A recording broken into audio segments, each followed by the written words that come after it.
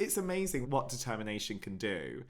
And I think that having dyslexia as a kid, I've spoken to quite a few people about having dyslexia when they were younger, and it's something that feels like, from the words that they've said to me before, is it kind of feels like it's something that sets them apart from everyone else, but also becomes something that makes them different and gives them some sort of like innate superpower as well, right? Like what makes them different made them stronger. Do you feel like that Yeah. it worked in that sort of similar way for you as well?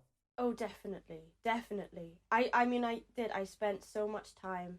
I mean, I realized I had dyslexia in primary school, so I was quite lucky. We discovered it kind of quite young. But even then, I Mm, spent so much time feeling like I was stupid and just sort of mm, pretending like I didn't care, and it was fine. I didn't care that I failed in all these tests and that I got bad results and all this. And also because my friends were all very academically smart, so I felt very other, very different to all of them. mm, And it made me feel just stupid for so long. And then discovering sort of performing and discovering that maybe I could be quite good at it. I don't know. Um it was kind of like, wow, this is incredible. And it made me feel, yeah, like you said, kind of like a superpower. I'm so glad I'm dyslexic, actually. mm, Nowadays I'm like, I can't imagine my life in a different way. I'm very happy with how it all kind of turned out.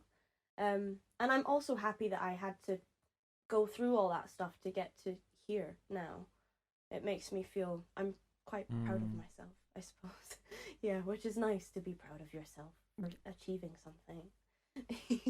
Oh my god, you should always be proud of yourself for getting yourself through any hurdles that are thrown at you, especially those kind of hurdles that come at you in kind of like adolescence, where you're like, oh my god, like Yeah. how am I going to get through this? Because your whole worldview is so much more enclosed. Like for you, what have been your own turning points with your own mental health and your own relationship with mental health? Oh, oh, mental health. It's lovely, isn't it? I mean, I definitely struggle sometimes with anxiety. Um, and it's something that I have Mm, to deal with. It's not a linear thing. Some days it's better than others. But throughout my life, in the last few years, I definitely am dealing with it better than I used to. I do that thing a lot with the where you count one, two, three, four, five, the five things you can see, four things you can, all those things, and it really helps me get out of my own brain. But it is something I still struggle with a lot. But I've been trying, making a very conscious effort over the past few years to be a better ally to myself, to be my own mm, friend, which is something I found really hard over my life. I definitely used to like berate myself a lot and call myself awful things and everything. But at the end of the day, you you just you're living with yourself. At the end of the day, you are alone with your own self as a human, and it's awful to not like yourself. And definitely over the past few years, I like the person who I am so much more than I ever have. And I think I'm somewhat a nice, kind person. Hopefully, I try to be. I mean, mental health, it's never something that I'll wake up one day and now I'm suddenly cured and I'm better and I'll never feel awful ever again. And I mean, it would be lovely if that happened for mm. us all at some point. But it's something I'm still working on to this day, and it's something I will continue to work on.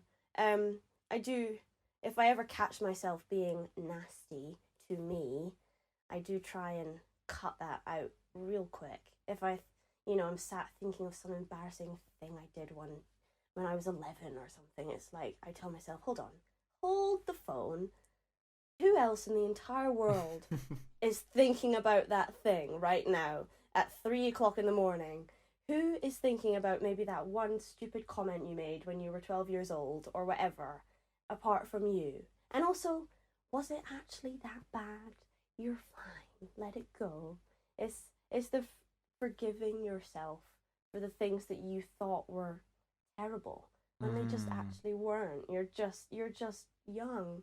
I mean, I still am young. I'm 23, so I still I still have a long way to go. It's a day-to-day thing. It's a day-to-day thing. We're working on it.